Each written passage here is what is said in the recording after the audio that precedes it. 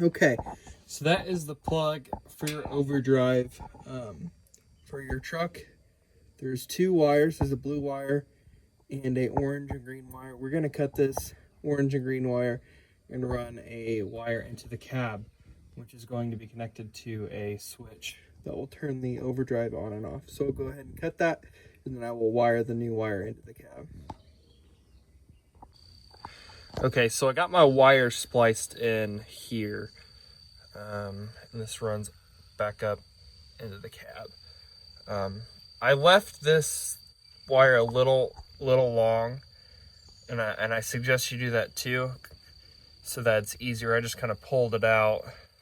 Someone undid this loom, it looks like. I'm assuming this used to be wrapped, but I pulled it out and spliced it in down here rather than up there where the plug is, because I felt like that was just probably going to be too hard to maneuver in there. But like I said, the wire that comes out of the plug, you're going to cut, splice in your own wire and run it up to a switch. And I'll show you how I wired the switch in the truck.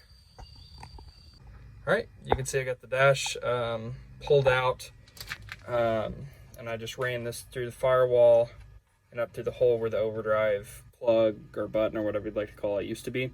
I put one of these connectors on it, and the type of switch I got is one of these here, and it'll make it easy to tighten these down with these U-style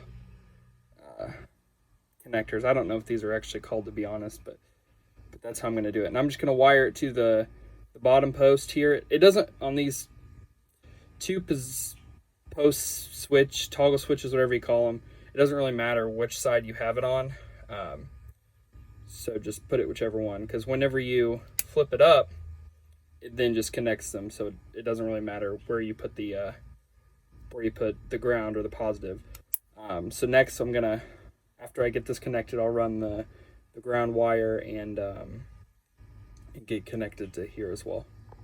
I'll show you real quick how I'm gonna mount this switch. So basically I took two big flat washers and then basically just screwed it together. Now it'll cover the hole, and I'm just gonna mount that right where it used to be, right there, and it's going to work out pretty good. You could probably spray paint this to make it black, and it would probably look better. I'm not going to really worry about that right now. I'm just going to get it installed and get it working, so I can always take it back off and spray paint it. But just give you a little idea of how you can mount that. Okay, I've got the ground wire ran through and hooked to the switch. Now all we got to do is put it in there, and I'll go ahead and test it and show you guys it's working. So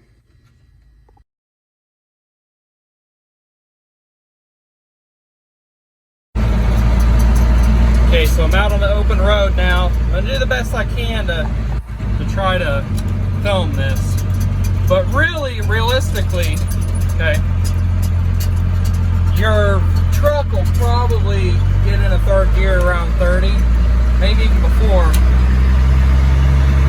But you just want to make sure that the truck goes through all the gears.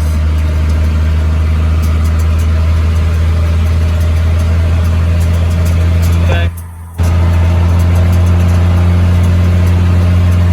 Now I'm going to go ahead and make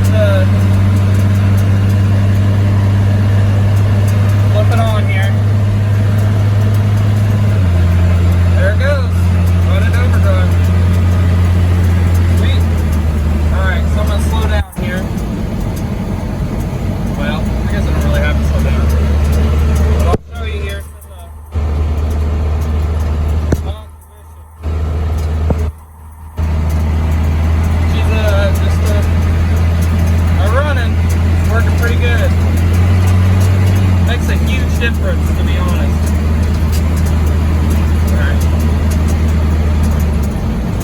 So like I said, your truck basically gets into third gear like before 30. So when you slow down, like I'm coming up to a stop sign here, trying to keep it straight. So pretty close to here, I'll flip it back down. There I go, drop down to third. And that seemed to me, so far, I'm only been driving it 5-10 minutes. That to me seems like to be the best option.